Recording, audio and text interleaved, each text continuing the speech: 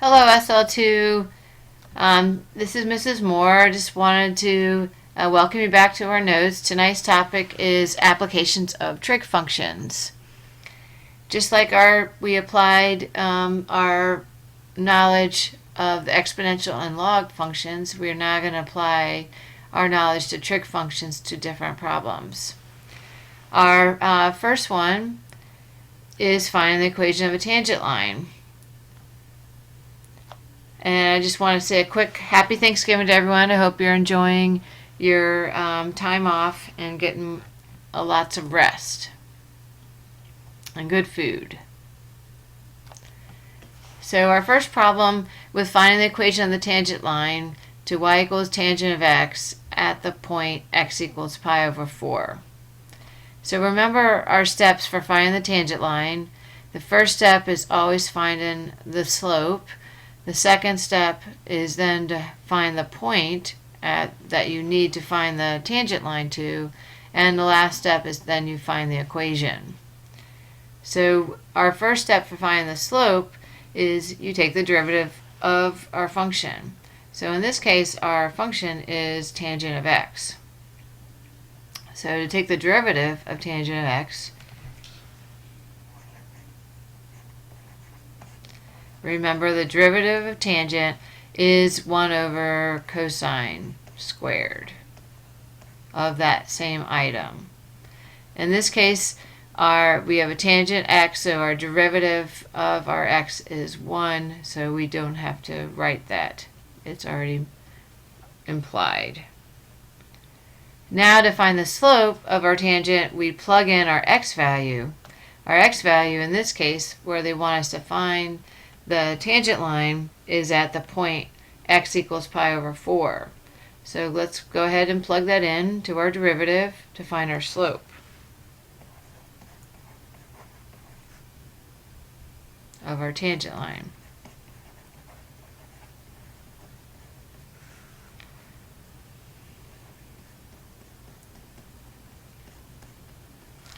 So that goes in, so cosine squared of pi over 4.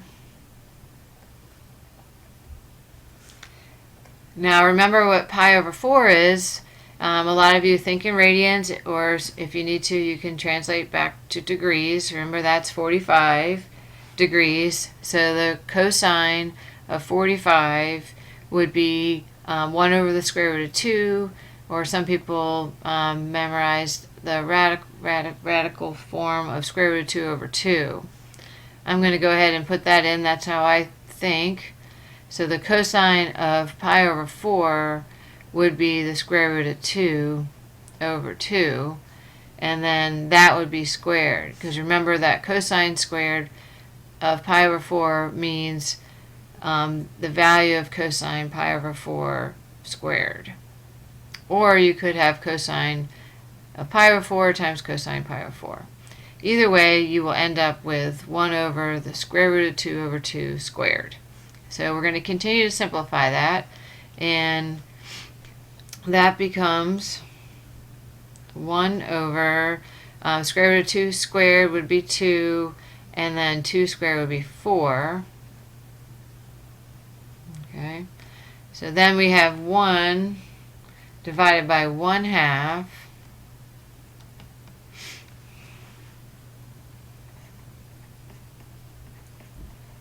which then you would multiply by the reciprocal here, so that's 1 times 2 over 1. So our slope of our tangent is 2. Alright, our next step, so that was step 1 all the time when we find our slope of our tangent. Our step 2 will be finding the point. We know our x value, but they did not give us our y value, so we have to plug that back in to our function. So to find that y value, we're going to plug in our x value of pi over 4 into our function. So the tangent of pi over 4, remember that's 45 degrees. Our tangent of pi over 4, oops, I wrote that. as pi over 45, but I was putting that in my head. So anyways, the tangent of 45 degrees, or pi over 4, would be 1. So our y value is 1. So our point of the tangent will be, the x value will be pi over 4, and the y value will be 1.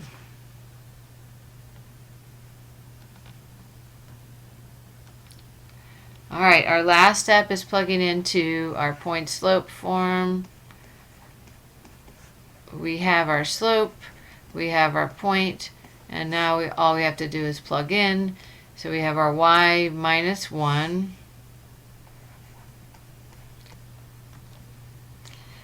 y minus 1 equal our slope of 2 times our x minus our pi over 4. Okay, so we could leave it like that, or we could solve for y. Depends on what we would do next with our problem. So either way, we have our equation of our tangent.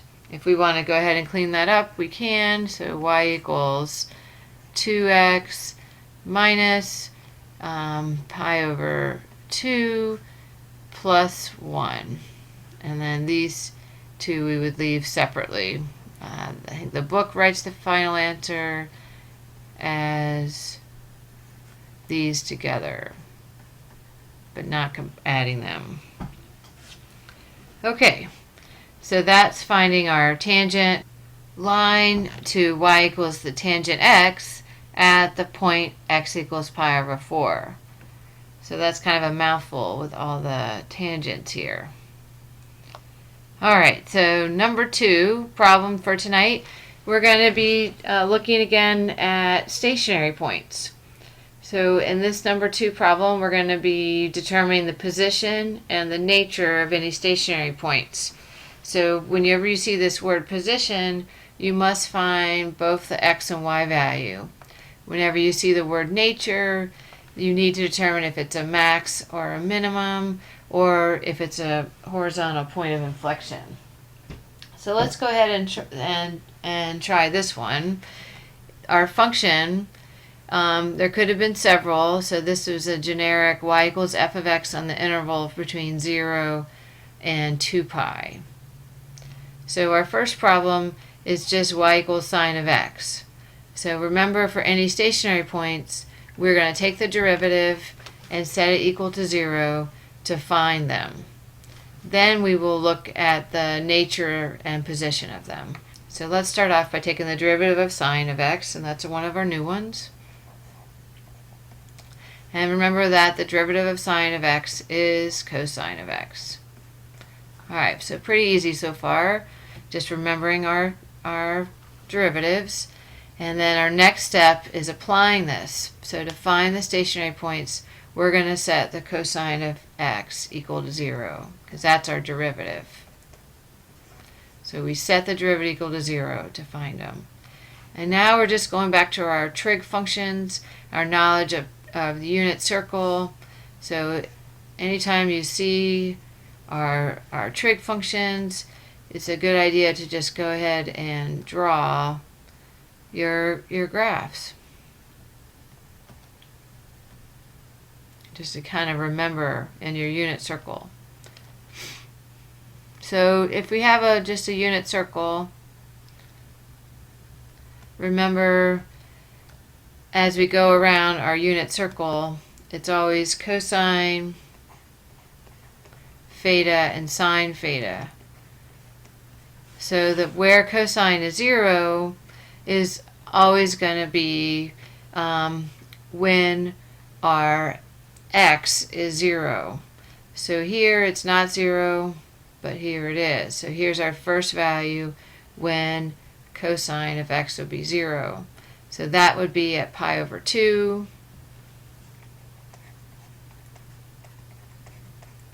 And then again, second time that cosine is 0 is at this value here, which would be 3 pi over 2.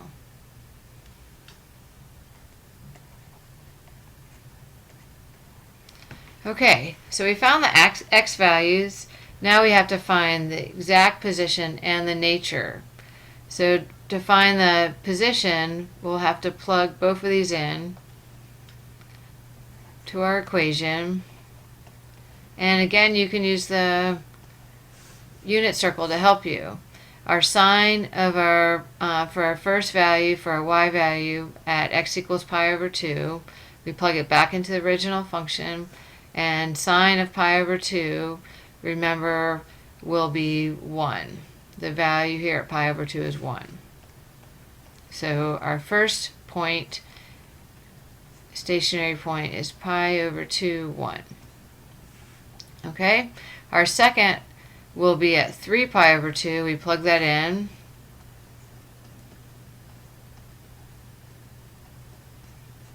And our value at 3 pi over 2 for sine is negative 1.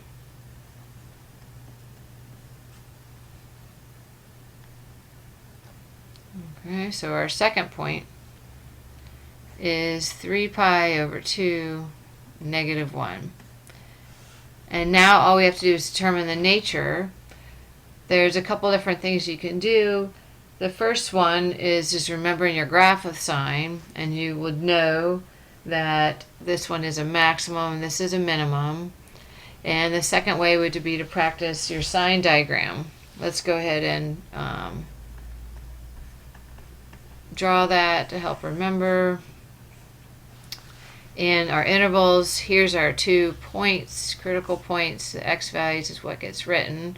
So between negative infinity to pi over 2, and then pi over 2 to 3 pi over 2, and our last interval to test would be 3 pi over 2 to infinity. And when we pick points in here to test in the derivative, we find that this is a positive. Any value we pick in here, we plug into the derivative, it's going to be a positive. And this section is a negative, and here it's a positive. So here we're showing, we can see that it'll be a maximum at pi over 2 and a negative, a minimum at 3 pi over 2. So we would have to state that to get full credit and show that work. And again, you could have also shown using the sine graph, original graph, and plotting that.